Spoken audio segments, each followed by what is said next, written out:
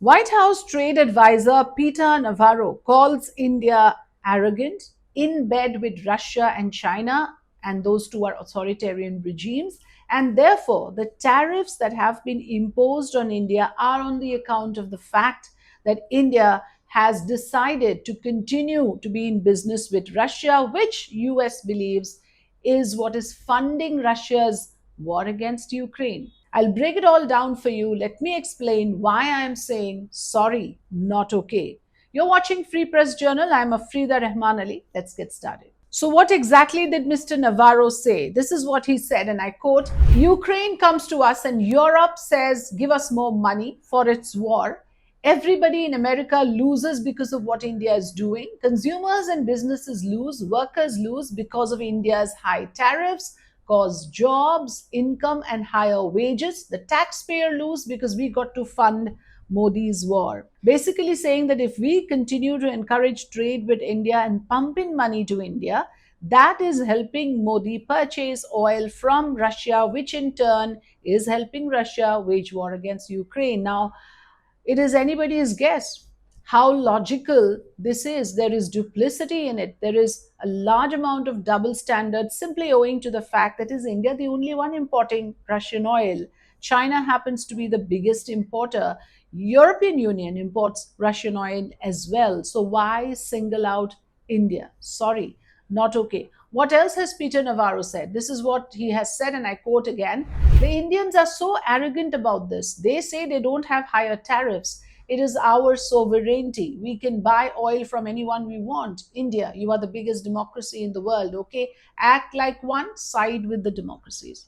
Mr. Peter Navarro cannot use these strong arm tactics against India. India has been absolutely clear that our sovereignty is paramount, our energy needs are paramount. The energy needs of 1.4 billion people must be prioritized over any foreign ties. For example, if India is dependent on Russian oil, there is a certain dynamic in place out there which India chooses to continue as a sovereign nation and does not want to be dictated terms by the United States. So the MEA is very clear on this. Let me read out to you what the MEA position is. In an official statement, the MEA says, and I quote, the United States has in recent days targeted India's oil imports from Russia. We have already made clear our position on these issues, including the fact that our imports are based on market factors and done with overall objective of ensuring energy security of 1.4 billion people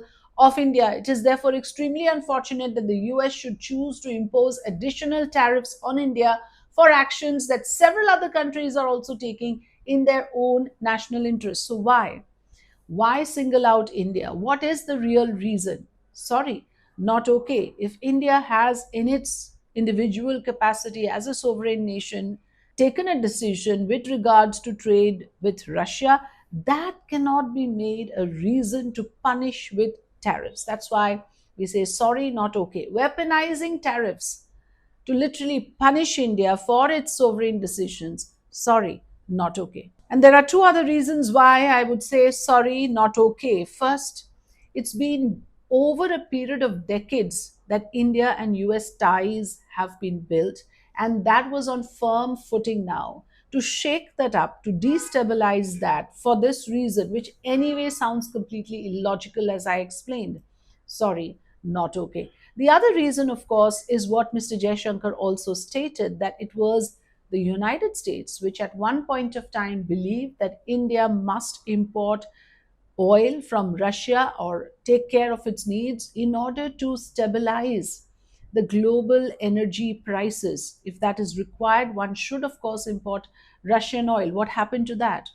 Sorry, these double standards are not okay. And finally, one final word on the fact that there is now internally a lot of voices within the United States. The Democrats have come up and said that this is a wrong move, this is a faulty, a fallacious foreign policy. Nikki Haley has also, the former US ambassador to the United Nations, has also emphasized the importance of treating India as a prized, free, and democratic partner in the global effort to counter China's growing influence, which she warned could be damaging if this continues. And she says that damaging the 25-year momentum in US India relations would be a strategic disaster. So it's not just us here in India, a lot of senior professionals in the US administration who have served in various capacities are also calling this out. Sorry, not okay.